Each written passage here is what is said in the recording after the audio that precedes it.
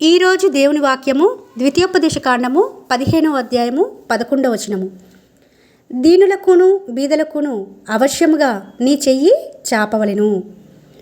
మరి దీనుల గురించి బీదల గురించి బైబిల్ గ్రంథంలో ఎన్నో వచనాలు ఉన్నాయి కదండి. దేవుడు ప్రత్యేకమైన శ్రద్ధ వీరిపైన చూపించినట్లు కూడా ఆ వచనాలు మనం చదివినప్పుడు అర్థం చేసుకోవచ్చు. మరి దీనులకు తన చెయ్యి చాపును అని మరి గుణవతి అయిన భార్య గురించి మనము సామెతల గ్రంథం 31వ అధ్యాయం చదువుకుంటాం కదండి. అక్కడ చూస్తే 20వ వచనంలో దీనులకు తన చెయ్యి చాపును, దరిద్రులకు తన చేతులు చాపును.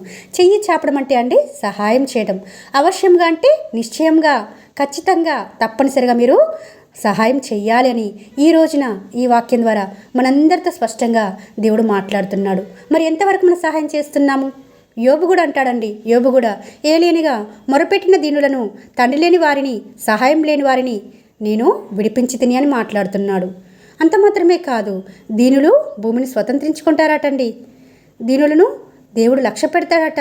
అంత మాత్రమే కాదు, రక్షణతో వారిని అలంకరిస్తాడట. దీనులను పెంటకుప్ప నుంచి లేవనెత్తుతాడట. ఉన్నత స్థలముల మీద వారిని కూర్చుండబెడతారట. ఇవన్నీ మనకు సుపరిచితమే కదండి. మరి దీనిలో ఎడలా, బీదవారి వెడల మనం ఏ విధంగా ప్రవర్తిస్తున్నాము? చెయ్యి చాపగలుగుతున్నామా? మనకు ఉన్నంతలో సహాయం చేయగలుగుతున్నామా? బీదలను కనికరించేవాడు యెహోవాకు అప్పిచ్చేవాడని ఉంటుంది. సామెతల గ్రంథము 19వ అధ్యాయం 17వ వచనం ప్రకారం. మరి చెయ్యి చాపగలుగుతున్నామా? బీదల్ని కనికరిస్తే అండి మనం యెహోవాకు అప్పిచ్చిన వారిగా ఉంటామట. ఎంత గొప్ప ధన్యత! మరి మనం చేయగలుగుతున్నామా ఆ విధంగా? ఎంతోమంది అండి పాపం తినడానికి లేక, పడుకోవడానికి లేక, కప్పుకోవడానికి బట్టలు లేక, వేసుకోవడానికి బట్టలు లేక మరి ఎంతగానో ఇబ్బంది పడుతున్నారు కదండి. మరి ఇప్పుడు క్రిస్మస్ సందర్భాల్లో మాత్రమే పంచుతూ ఉంటారు చర్చి పరంగా కదండి. అలా కాకుండా మనకు సాధ్యమైనంత వరకు ఎవరైనా మనకి రోడ్డు మీద పోయేవారు కానీ, బస్ స్టాప్లో కానీ, రైల్వే స్టేషన్లో కానీ ఎవరైనా ఇలాంటి బీదలు కానీ లేకపోతే దీనులు కానీ మీకు కనిపించినప్పుడు వారికి సహాయం చేయండి.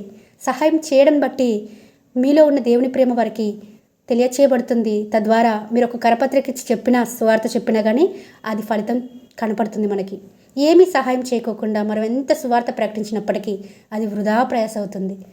బీదలను వెక్కిరించేవాడు వారి సృష్టికర్తను నిందించేవాడట. వెక్కిరించడం అంటే మన చెయ్యి వెనక్కి తీసుకోవడం. మన సహాయం చేసేంత కెపాసిటీ ఉంది, మనకు సహాయం చేసేంత స్థాయి ఇచ్చాడు దేవుడు. అంత ఉన్నతమైన స్థానంలో ఉంచాడు మనల్ని. కానీ చేయగలుగుతున్నామా? చెయ్యకపోతే దేవుని దేవుని నిందించినట్లేటండి.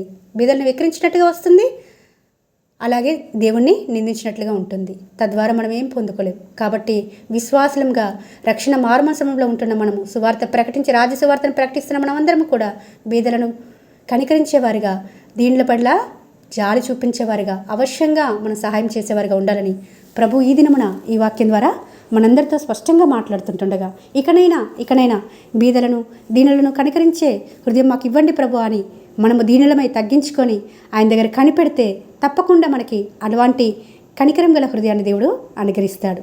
తద్వారా మనము దేవుని యొద్ద నుంచి ఆశీర్వాదాలు పొందుకున్నట్లుగా ఉంటామని ప్రభుపేట మనవి చేస్తున్నాను. ఆమేన్.